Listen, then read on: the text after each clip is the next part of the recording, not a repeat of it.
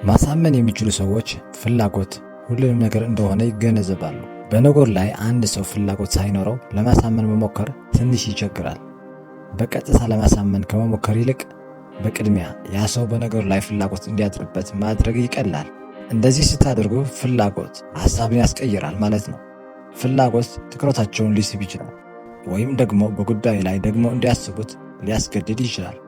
አንድ ሰው ጊዜውን ሰጥቶ የሚያዳምጠን በጉዳዩ ላይ ፍላጎት ስላለው ነው።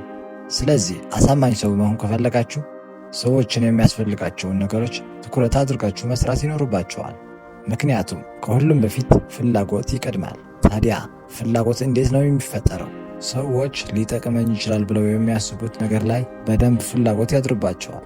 የፍላጎት ምንጭ ሁል ጊዜም ከዛ ሰው አንጻር በጣም ጥቅም ያለው ነገር ሊሆን ይችላል። ስለዚህ አሳማኝ ለመሆን ወደ ፍላጎታቸው ጠጋ ብላችሁ እናንተ የምትሉት በምታቀርቡት ነገር ላይ ምን ያህል ሊጠቀሙ እንደሚችሉ በግልጽ መናገር ይጠበቅባቸዋል።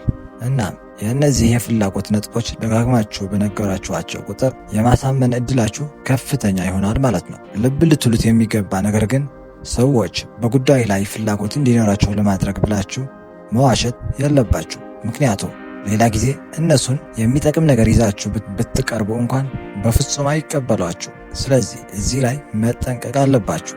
ትክክለኛ የማሳመን ብቃት ያላቸው ሰዎች እውነትን በብልሃት በማቅረብ የሰዎችን ፍላጎት በማናር መተማመንን ይገነባሉ። መሰረታዊ ሐሳብን አንድ ሰው ለማሳመን በሚሞክሩበት ጊዜ በምትችሉት መጠን ጽንሰ ሐሳቦችን ቀለል በማድረግ አለባችሁ። የማሳመን ጥበብን የሚያውቁ ሰዎች ከባድ ጽንሰ ሐሳቦችን እንኳን ሳይቀር ቀለል ባለ አነጋገር ማስረዳት ይችላሉ። እነዛን የተወሳሰቡ ጽንሰ ሐሳቦች ለማንም ሰው በቀላሉ ማስረዳት ይችላሉ።